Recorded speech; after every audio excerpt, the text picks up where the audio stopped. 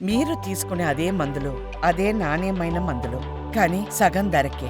అవును, మెడ్‌ప్లస్ బ్రాండ్స్‌పై 50-80% తగ్గింపు.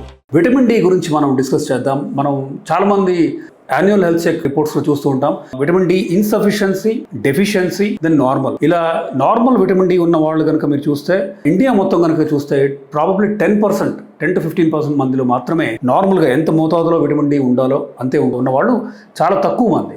So almost 85-90% మంది విటమిన్ డి తక్కువ ఉన్న వాళ్ళే. ఎందుకు జరుగుతుంది ఇలా అంటే, బేసిక్గా సన్ ఎక్స్పోజర్ అనేది బాగా తక్కువ అవుతుంది. మనం చూస్తూ ఉంటాం. ఎండ ఎక్స్పోజరే కాకుండా విటమిన్ డి ఇంటేక్ కూడా బాగా తక్కువ ఉంటుంది. విటమిన్ డి ఫోర్టిఫైడ్ ఫుడ్స్ వాడకం కూడా తక్కువ అవుతుంది. దెన్ పాలల్లో కానీ, లేదంటే విటమిన్ డి డైట్ కానీ, ఈ రకరకాలుగా అంటే మెయిన్లీ సన్లైట్ ఎక్స్పోజర్ బాగా తక్కువ ఉండటం అనేది మెయిన్ కారణం.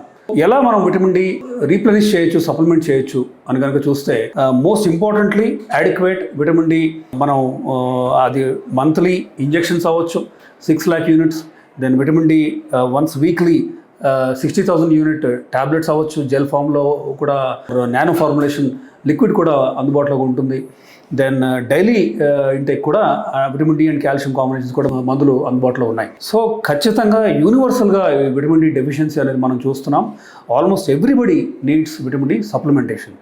ఇంకొక తప్పు చాలామంది చేసేది ఏంటంటే, ఒక 3 నెలలు విటమిన్ డి సప్లిమెంటేషన్ తీసుకుంటారు, తర్వాత ఆపేస్తారు. ఆపేసిన 2-3 నెలల తర్వాత మళ్ళీ విటమిన్ డి లెవెల్స్ పడిపోవడం అనేది మనం చూస్తున్నాం. చాలా కామన్గా. సో 3 months వన్స్ వీక్ చొప్పున 60,000 యూనిట్స్ మీరు కనుక తీసుకుంటే, మళ్ళీ 3 months తర్వాత అంటే 4th month 5th month నుంచి నెలకి ఒకటి చొప్పున ఈ 60,000 యూనిట్ క్యాప్సూల్ అనేది probably for a long time మీరు తీసుకోవాల్సిన అవసరం ఉంది. ఎందుకంటే ఇనిషియేషన్ డోస్ వేరే, మెయింటెనెన్స్ డోస్ వేరే. చాలామంది ఇనిషియేట్ చేసి 3 నెలలు తీసుకొని ఆపేస్తారు. సో ఆపటం వల్ల మెల్లగా విటమిన్ డి రిజర్వ్స్ బాడీలో తగ్గటం అనేది మనం చూస్తున్నాం. ఇన్ఫ్యాక్ట్ విటమిన్ డి తక్కువ ఉంటే ఏం జరుగుతుంది కనుక మనం ఈ డిస్కస్ చేయాలంటే, మజిల్ పెయిన్స్, క్రానిక్గా మజిల్ ఏక్స్ అవ్వచ్చు.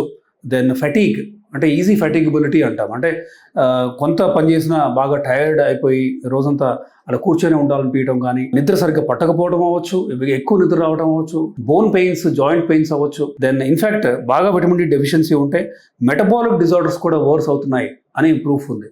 అది ఏంటి, డయాబెటీస్ అవ్వచ్చు, హైపర్ టెన్షన్ కానీ. In fact chronic vitamin D deficiency వల్ల హార్ట్ ఎఫెక్ట్ అవుతుందని కూడా కొన్ని స్టడీస్ ప్రూవ్ చేశాయి. తద్వారా అంటే మనం కనుక విటమిన్ డి డెఫిషియన్సీని కరెక్ట్ చేస్తే మరి ఇవి ఇంప్రూవ్ అవుతాయా అంటే, ఖచ్చితంగా వాటికి కూడా మనకి ఎవిడెన్స్ ఉంది. అంటే టైమ్లీ ఇంటర్వెన్షన్, టైమ్లీగా కనుక మనం విటమిన్ డి సప్లిమెంటేషన్ చేస్తే, ఇన్ఫ్యాక్ట్ డయాబెటీస్కి మీరు వాడే మందుల డోస్ మనం తగ్గించచ్చు. ఇన్సులిన్ డోస్ కూడా కొంతవరకు తగ్గించు అని కూడా కొన్ని స్టడీస్ ప్రూవ్ చేశాయి.